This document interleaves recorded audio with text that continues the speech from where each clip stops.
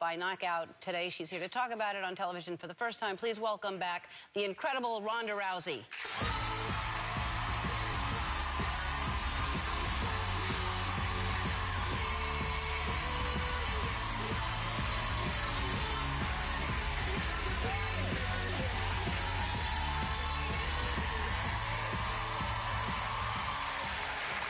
Well, first of all, congratulations to you're on the cover of Sports Illustrated, and I want to talk about that in a minute. Wait till you see the pictures. And I really want to talk about that because that's not a swimsuit. That's actually paint. You're naked. That's all paint, which is crazy. All right, but before we get to that, let's talk about the loss of this. I mean, everyone expected you to win. I expected you. I mean, the world expected you to win. So going into it, what was different? Like, were you, did you feel good going in, or was there something different this time? I mean, it's always crazy going into every fight, you know? It's always so much chaos and so many things going on, and things weren't perfect, they never are. And I think the one thing that was different was, it was my third title fight in 9 months, and I don't think anyone's ever even attempted that before. And that's a lot. Yeah, but I don't make any excuses or anything like that. I mean, I've fought in worse conditions, but I think the one thing that was different, I just kind of felt tired. But other than that, I mean, I've been more tired, I guess. So when you get hit that hard, what happens to you? Like, do you feel it at the time, or there's so much adrenaline you don't feel it? Well, I got clipped in the first exchange. So I was knocked out on my feet like the first time I got hit, and that must have surprised you. Well, it's hard to really know what's going on. And so in that first hit, I cut open my whole mouth and I knocked my teeth loose. And, you know, guys fight for five-minute rounds, and they're teeing off each other's faces the whole time, and nothing like that happens. And it was just destiny, and it had to go down that way. And it was weird. I could see, but I couldn't tell, like, how far my hand was from my face or how far she was from me. Like, when you sit and you're not moving and you still are aware of where your body is, that's like a part of your brain that's telling you where you are in space. And it was like that kind of turned off. I was like swinging blindly. I knew she was out there, but like, it was, I really don't remember most of it. That must have been really scary then, because you're aware that that's happening, and also that's like in a split second you're aware of that, and you're still trying to protect yourself. Well, you're aware of that, and you have to try and not make it appear as if you're hurt. Right. Because if someone can tell, then they're going to swarm in on you. And so I was trying my best to make it, to kind of hide the fact that I wasn't even there anymore. So do you have, like, how long does a headache last after you're hit like that? Do you have a headache still? No. I don't know. I didn't have a headache at all. It's not about, like, pain or things happening. It's just things stopped working, you know? Like, my brain stopped working properly, and my teeth didn't really work that properly. And how long was it that your brain was not aware of that? How long did that take to settle down? Probably till, like, the next morning. Wow. Did you worry for a minute? Like, could this be permanent? Did I really hurt myself, and maybe I won't do this again? No, to be honest, like, what I was thinking, like, honestly, like, my thought, I was like in the medical room, and I was like down in the corner. I was sitting in the corner, and I was like, what am I anymore if I'm not this? And I was literally sitting there and like thinking about killing myself. And that exact second, I'm like, I'm nothing. I'm like, what do I do anymore? And no one gives a shit about me anymore without this. And then, to be honest, I looked up and I saw my man, Travis, was standing there, and I was looking up at him, and I was just like, I need to have his babies. I need to stay alive. That was like, really, that was it. You need to stay alive. And I hadn't told anybody that. I think I only told him that.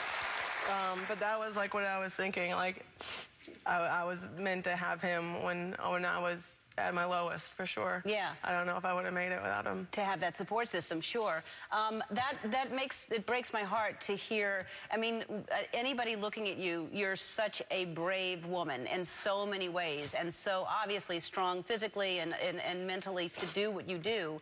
So to hear you say that, I actually think it's a really great thing, and I'm grateful that you did say that, because there are a lot of people out there that have thoughts like that, and they're looking at you going, wow, if she can have thoughts like that. So you just did a lot of good for a lot of people, so thank you for saying that. Well, you know, I did a lot of thinking, and I'm like, why did this happen? Why does this have to happen like this? Because I do believe, like, all the best things come from the worst things. The worst thing that happened in my life, it resulted in the absolute worst things, it resulted in the absolute best things. And I'm trying to think, like, what is the reason of all this? And I'm thinking, like, what my actual purpose is, and maybe just winning all the time isn't what's best for everybody. And I felt like maybe my role is, you know, everyone has their moment of picking themselves off the floor, and I'd gone through several of mine, but no one had actually seen me go through it, and maybe I just had to be that example of picking myself off the floor for everyone, and maybe that's what I'm meant for. And I really do believe I'm still undefeated, because being defeated is a choice. Everybody has losses in their life, but I choose to always be undefeated. Good for you. Good for you. So you're going to fight again, clearly. That's what you're saying. And who do you want to fight next?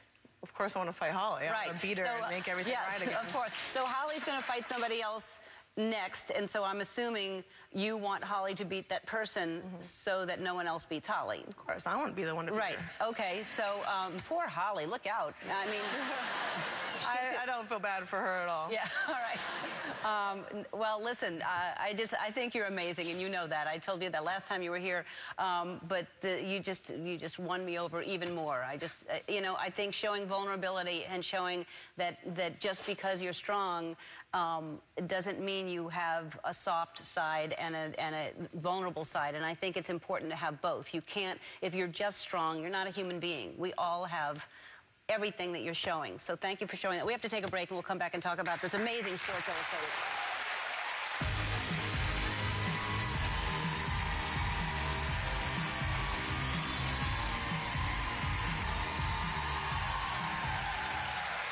We're back with the amazing Ronda Rousey. Last time you were here, we sent you to beat up our producer, Andy. And it got, I don't know, millions and millions of hits on our website because, and he was really trying to get up. So you were explaining to me what you're doing, and he literally could not get up. He was not acting like that. And then...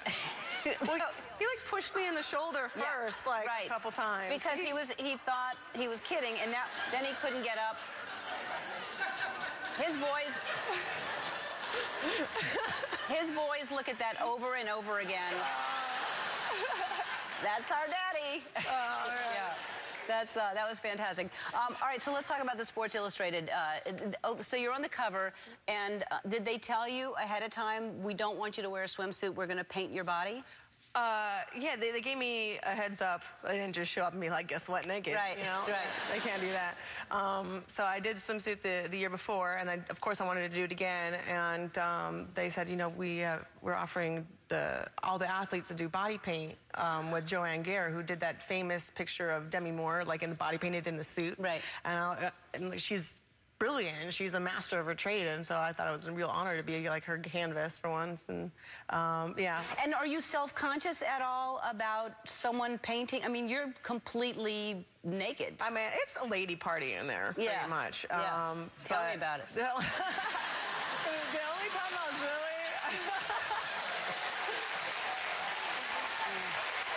The only time I think I was really self-conscious was like, you know, they got to paint all of you. And there was one point where they're like, okay, bend over. Wow. And yeah, she was just like, there's no not awkward way to do this. So she's like filling in. I don't know. It was really weird. It was kind of odd, a lot. But we were really like best friends by the time we got out of there. Yeah. It's a real good icebreaker. Yeah. Wait, what if you have to pee? How do you do that? Well, because you can't sit on a toilet because... You can actually, because it dries really fast. They do lots of layers. Okay. But, you know, you get to, like, dab and not, like, wipe. You don't want to, like, undo, like, you know, I don't want to take off a tiger whisker. No. Oh, my God. Well, congratulations on that, and thanks for being here. You're amazing, and thanks for sharing your story and helping. I guarantee you helped a lot of people today. In case there's another situation to be on the cover, I have a little gift for you. We have so you can wear this next time. I'm going to send you a pic in this. Please do. Please do. My synchronized swimming on the weekends. All right. I pulled in and busted out. All right, great. The 2016 Sports Illustrated swimsuit issue is on newsstands now. We'll be right back. Ronda Rousey, everybody.